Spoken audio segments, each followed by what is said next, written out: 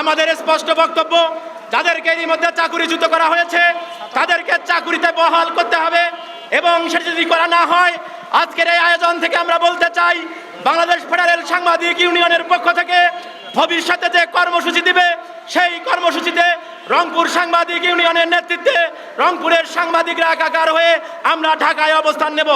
প্রিয় বন্ধুরা, আরেকটি বিষয় বলতে চাই, ৩৫,০০০ টাকা ন্যূনতম বেতন ভাতার ক্ষেত্রে আমরা কোনো আপোষ করতে চাই না।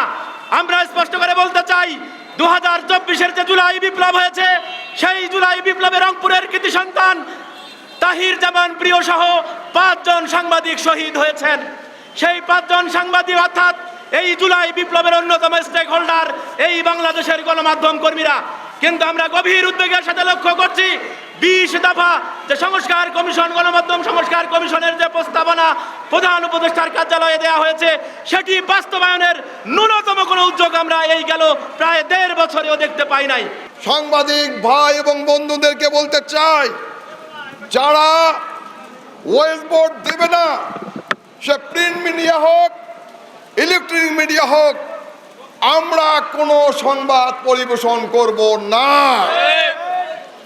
আমাদের ন্যূনতম বেতন 35,000 টাকা নির্ধারণ করতে হবে। এই দাবিতে আমরা অনড় থাকব। পাশাপাশি সাংবাদিক নির্যাতন, সাংবাদিক চাকরিচ্যুত, কথায় কথায় বরখাস্ত, এটা আমরা আর মানব না, মানতে পারি না বন্ধুগণ।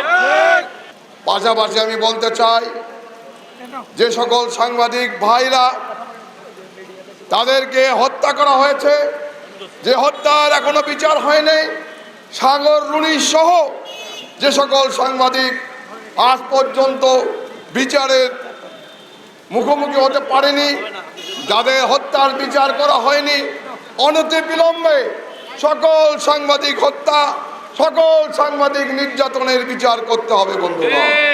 সাংবাদিকদের রুজি অধিকার, তাদের বেতন সর্বনিম্ন 35,000 টাকা করার দাবি, সাংবাদিকদের উপর নির্যাতন সারা দেশে, এর প্রতিবাদে যে আজকে সাংবাদিক ইউনিয়নের ডাকে যে এখানে মানববন্ধন আমরা করছি, এই মানববন্ধন থেকে আমরা বলতে চাই, সংবাদপত্র মিডিয়ার মালিকরা তাদের ব্যবসা টিকিয়ে রাখার জন্য তারা এই সাংবাদিকদের ব্যবহার করছে এবং তারা সাংবাদিকদের ন্যায্য পাওনা দিচ্ছে না, এবং এই ন্যায্য পাওনা যা তারা না দিয়ে তারা সাংবাদিকদেরকে বঞ্চিত করছে। আমরা মনে করি যে ঢাকার সাংবাদিক ছাড়া যারা জেলা, বিভাগ এবং উপজেলা পর্যায়ে কাজ করছেন তাদের সকলের ন্যূনতম মজুরি 35,000 টাকা নির্ধারণ করতে হবে। সাগর রনির 1.5 যুগ পার হয়ে যাচ্ছে, কিন্তু আমরা বিচার পাচ্ছি না। সাংবাদিকদের সুরক্ষার কোনো আইন নেই। আমরা প্রতিনিয়ত মাঠে নেমে কিন্তু আজকে যুদ্ধ করে যাচ্ছি। আমরা মাঠে দিন রাত 24 ঘন্টা ভয় ভীত উপেক্ষা করে কিন্তু নিয়োগ সংগ্রহ করে সারা দেশবাসীকে সত্য তুলে ধরছি। সেক্ষেত্রে তারা মাঠে কাজ করি, তাদের ন্যূনতম কোনো বেতন নেই। অনেক সাংবাদিকের টাকা দিয়ে নিউজ ছাপাতে হয়। আজকে আমরা যে দাবিতে দাঁড়িয়েছি 21 দফা বাস্তবায়ন, সেক্ষেত্রে ন্যূনতম 35,000 টাকা বেতন, সাংবাদিকদের সুরক্ষা থেকে শুরু করে আজকে যে সাংবাদিকদের মিথ্যা মামলা হয়, এখানে দেখা যাচ্ছে যে সেনাবাহিনীদের নামে মামলা হয়ে গেছে, তারা আছে এসি রুমে আছেন, এসি গাড়িতে আছেন, কিন্তু সাংবাদিকদের যখন কোনো মামলা হয়, নির্যাতন করা হয়, সেক্ষেত্রে ন্যূনতম সুযোগ সুবিধা তো দূরের কথা, তাদেরকে হেনস্থা করা হয়। যে অবস্থায় এখন দিনেতিপাত করছে এটা খুবই খারাপ অবস্থায়। তারা পরিবার পরিজন নিয়ে অসহায় পড়ে যায়।